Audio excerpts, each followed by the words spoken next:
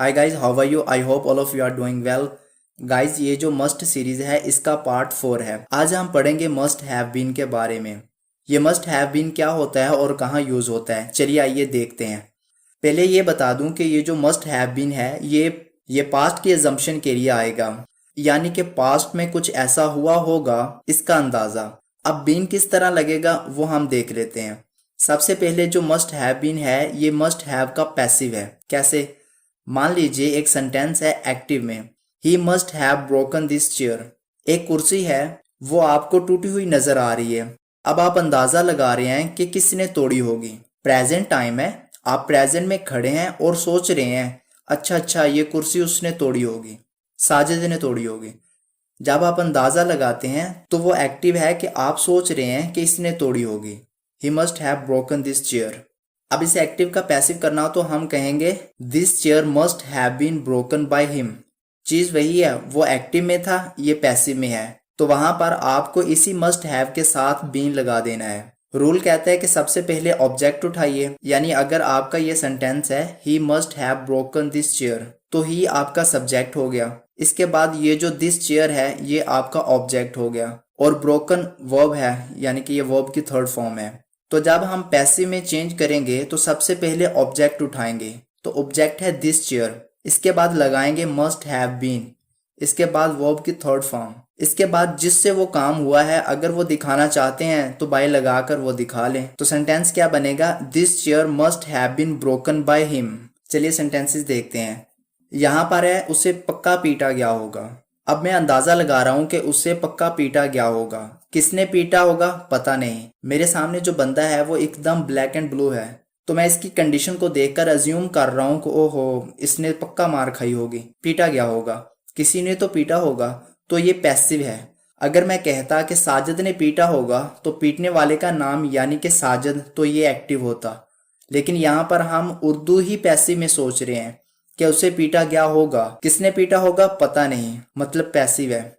इसे कैसे ट्रांसलेट करेंगे? He must have been beaten.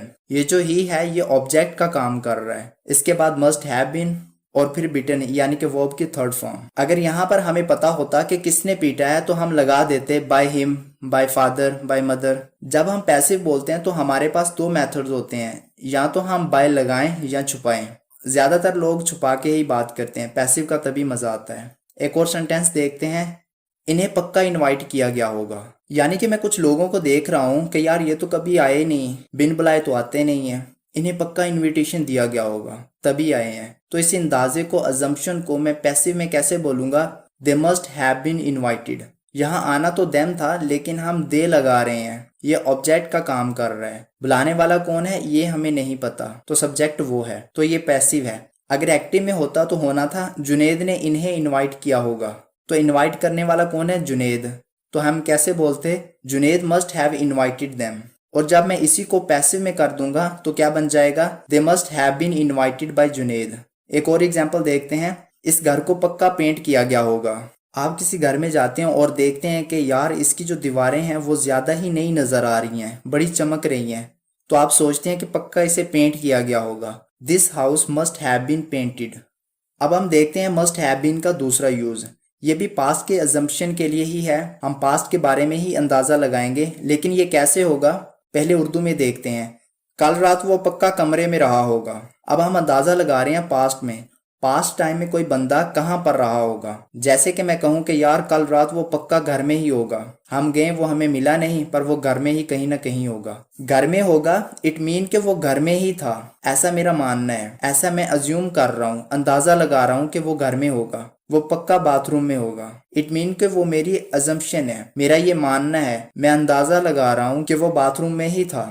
तो अगर आपको इस तरह बोलना है तो आप इंग्लिश में कैसे बोलेंगे? आप लगाएंगे सब्जेक्ट, फिर आप लगाएंगे मस्ट हैव बीन, और यहाँ पर कोई भी अदर वर्ड, चाहे कोई वो लोकेशन हो, चाहे बाथरूम हो, कमरे की छत हो, नाराज हो, उदास हो, कुछ भी हो। कल रात वो पक्का कमरे में रहा होगा, कैसे बोलेंगे? He must have been in the room last night. यहाँ जो आप देख रहे हैं मस्ट हैव बीन, ये इस्तेमाल हुआ है कि हम पास्ट का इजम्पशन कर रहे हैं प्रेजेंट में खड़े होकर। एक और है, कल सुबह वो पक्का जिम में रहा होगा। हम अंदाजा लगा रहे हैं कि हम कल सुबह गए, हमने दरवाजा नॉक किया, उसने खोला नहीं, वो पक्का जिम में होगा। बात तो बीत गई है लेकिन हम प्रेजेंट में सोच रहे हैं कि कल ऐसा हुआ होगा। इसे इंग्लिश में कैसे बोलेंगे? He must have been in the gym yesterday morning. तो यहाँ ही मस्ट हैव ही आएगा, ही को देखकर हैज ना लगा देना। मॉडल्स में ऐसा कुछ नहीं है, चाहे कुड हो, शुड हो या वुड हो, हैव तो हैव ही है। तो गाइज ये तो आपने देखा रहा होगा, वो अच्छा रहा होगा, वो कमरे में रहा होगा, वो नाराज रहा होगा, उदास रहा होगा। ये तो हो गया मस्ट हैव बीन। अब हम मस्ट हैव बीन के साथ आईएनजी लगाएंगे। कैसे? पहले उर्दू में देखते हैं। कल रात वो पक्का टीवी देख रही होगी। हम प्रेजेंट में खड़े हैं और हम ऐसे अंदाजा लगा रहे हैं कि यार कल रात इसके कमरे से आवाजें आ रही थी, ऐसे लग रहा था जैसे कोई प्रोग्राम चल रहा हो, पक्का वो टीवी देख रही होगी। हमें नहीं पता कि वो टीवी देख रही थी, लेकिन हमें ऐसा लग रहा है कि वो टीवी देख ही रही होगी। हम जो अज्यूम कर रहे हैं, जो प्रोबेबिलिटी है वो हाई है। तब हम क्या करेंगे? सबसे पहले सब्जेक्ट, उसके बाद मस्ट हैव बीन, वर्ब के साथ लगाएंगे आईएनजी और लास्ट में ऑब्जेक्ट। कैसे? कल रात वो पक्का टीवी देख रही होगी। She must have been watching TV last night. एक और देखते हैं, जब तुम उसे कॉल कर रहे थे उस वक्त वो पक्का खाना पका रही होगी। अब हम अंदाजा लगा रहे हैं कि यार कल तुम उसे कॉल कर रहे थे, उसने फोन उठाया नहीं है, मुझे लग रहा है वो खाना पका रही होगी। When you were calling her, that time she must have been cooking food। या ये कह लें, when you were making a call to her, at that time she must have been cooking food। तो ये रहा होगा, रही होगी, जो उर्दू में पहचान है। तो इस पर ध्यान दीजिएगा कि ये विल बी वाला कुछ भी नहीं है। आप प्रेजेंट में खड़े हैं और पास में कौन क्या कर रहा होगा इसके बारे में अंदाजा लगा रहे हैं कि कल वो खेल रहा होगा, कल जो बीत गया, गुजर गया। He must have been playing yesterday, पक्का वो दोनों लड़ रहे होंगे।